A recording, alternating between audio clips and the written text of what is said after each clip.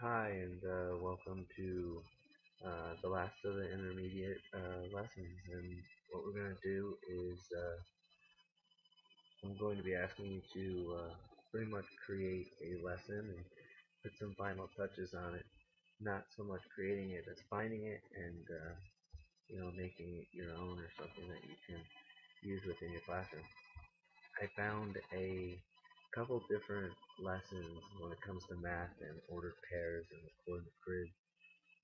So I found this one right here, another one right here, I found another one right here, all different levels. I'm going to have them open up. Here's one of the lessons that I found, and it's a very, very basic ordered pairs lesson. But the one thing that I realize as I look at it is it doesn't really talk or teach the kids really what to do other than these two little arrows. So what I'm really looking for is I'm looking for something that's going to teach the coordinate grid, not so much just have fun with finding things on the coordinate grid. So this one is good, just not one that I specifically want to use. I teach a little bit higher level, but I am going to come back to this because I do like a piece to this. I totally is this one right here. And the one thing that I like about it is it doesn't have the Mimio lesson plan right up on the front. It says who made it, when it was made, um, what the objective is, just nice features to it. But again, I don't necessarily teach all four parts of the coordinate grid. I don't teach all the quadrants and stuff like that. But I also am not seeing any way to find those things. I don't see anything that tells me that I need to go across the x-axis and then up and down the y-axis. Go to the last one, which is this one was made by another person. It does look pretty intense. There's a lot of things going on there, a lot of extra things. I love the fact that they have the objective. That's great. Click on the next one. They have little slide transitions, which is neat. And this is exactly what I would be looking for. Now, as a teacher, the one thing that I like to see is that there's something that has a little explanation on what you need to do. And it says that this comes first, and then you have to do this second, which is great. I really, really like this one specifically. This is definitely something that could teach the kids. Um, However, it's got a lot to it. It's doing a little bit more than what I'm asking for, but that's okay. In fourth grade, it's kind of that transition year where I start with the basics and then I work up to this. So what I'm going to do is I'm going to actually create my uh, my own, and what I'm kind of doing is just uh, layering these things right on top of one another. I want to create a new one, and I'm going to start making my. I'm going to take the things that I like from each of them, and I am going to start building my own lesson from it. I love the fact that this kind of reminds me of um, that first, second grade feel. So what's nice is I can kind of just drag things over. It does have the basic coordinate grid, that feel that you're teaching third or fourth grade. It does have the basic uh, arrows where it tells me I do this first and then do this second. Um, and ultimately it comes down in the way that I present this to the kids. I love this. This is very cute. the ordered pairs. Take this lesson plan that they have. Kind of just gives your but ultimately, I know that all the individuals that uploaded it, it's there specifically to share. Um, the level in which some people have taken it. Um, I mean, this is just so interactive. It's unbelievable. Uh, I really like this feature right here. I mean, it's really great to see how interactive it is, but I do think that they still need to know this before they start going into these two things. So I'm going to start working some of this individual's work into this lesson that I have over here. They've even went as far as, sorry, they even went as far as just explaining what the positives and the negatives do. So it's a really nice touch that they put in. I don't know if it's necessarily needed because in this one right here you kind of go into that and it's something that you can talk about. But they definitely want that extra.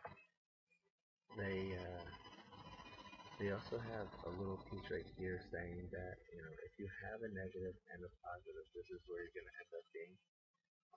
This is a great tool, pretty much like a nice little printout. So I'm going to definitely add that one um, before they even get into plotting and all this other stuff that they're going to do. Now I can pull pretty much anything off of this, and it's going to help anybody. I mean, this lesson really is that good. Um, um, the the end of this lesson, I've kind of deleted some things just because of time.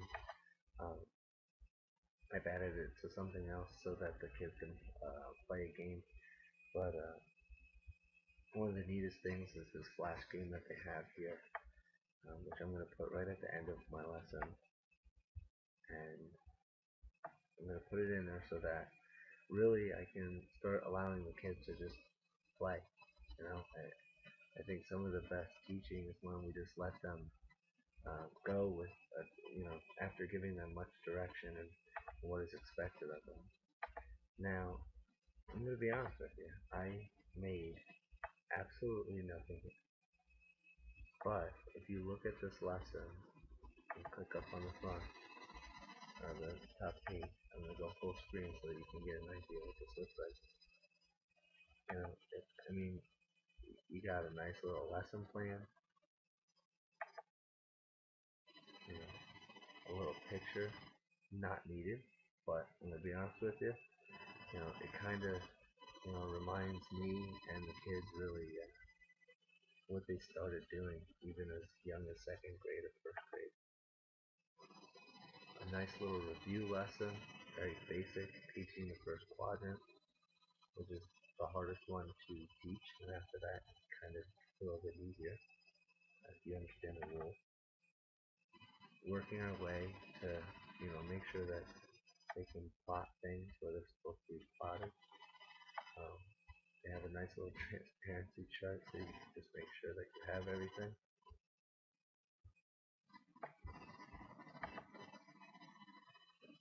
Teaching the kids that there's more and that the only thing that we've taught is technically right here. And what I would do is I would be very honest with them, tell them that what we learn and what you're doing here is just right here, and that there's more to it.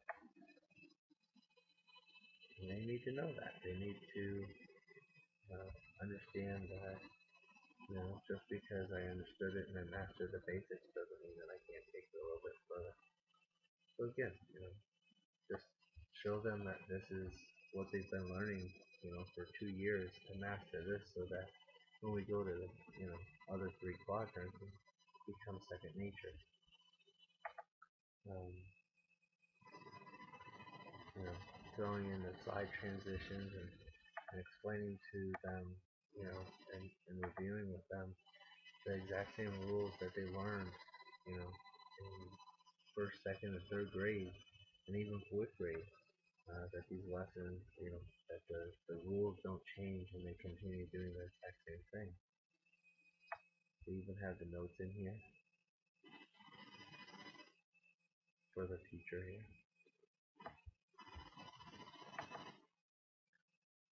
And you get to continue, and you tell them, if you have a negative number for your x, then it's going to be over here. And if you have a negative for the y, it's going to be down here. And you have to match the negatives and negatives, the positives and positives. And this is, I'm going to be honest with you, this is really one of the best pieces of teaching right here that I've seen in a long time. Definitely a great tool. And another note, just explaining to teachers that this is what you're going to be teaching the kids. And then slowly working them in that. I think there's too many things on the page, so I'm just going to clean it up. I'm not saying that someone's wrong. I'm just saying that this is something that's still new to them, and my personal opinion would be to not go completely overboard with something. I know that's going to work for me as a teacher. I know that whatever works for me as a teacher will benefit the students in the classroom. And as I continue, we can continue to do this. Have the kids go up, use the stylus. We're going to find 4, 5 here. 4, negative 5. 4, negative 5. So we go over 4, go down negative 5. We're going to put our A here. Well, thick. Our A here. So that we have our 4, negative 5. And then just cross it out. Continue to do it until everybody's given a turn. And then just leave this up there on the board. All the kids are going to have their turn to do whatever they need to do. The fly lands, you go down here, you get 3, 3. You hit go. You get a little frog to come out and take care of what you've been doing. Definitely, great feature. Again, you have a nice little objective on here so you can show the kids. But, I would like the kids that, know what they're doing. Come up here and then maybe pull a smaller group aside and continue to work on what you're trying to do. Maybe add a tic-tac-toe game. I'd be printing out certain pieces of this so that the kids have it in hand. Maybe even have these at their desk while you're going over them. You do a couple and you leave the dots up there for some of them. Ultimately, I just went on to Mimio Connect. I took multiple lessons. I changed very little bit about it and made it my own. Could I do more? Absolutely. You have to remember you still have your gallery, where I can pull things out of my gallery.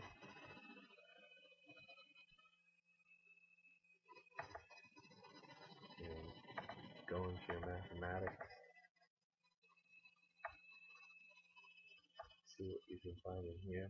Geometry, fractions, graphs. We have the graphs. So instead of using the graphs that I pulled off of there, 3-dimensional.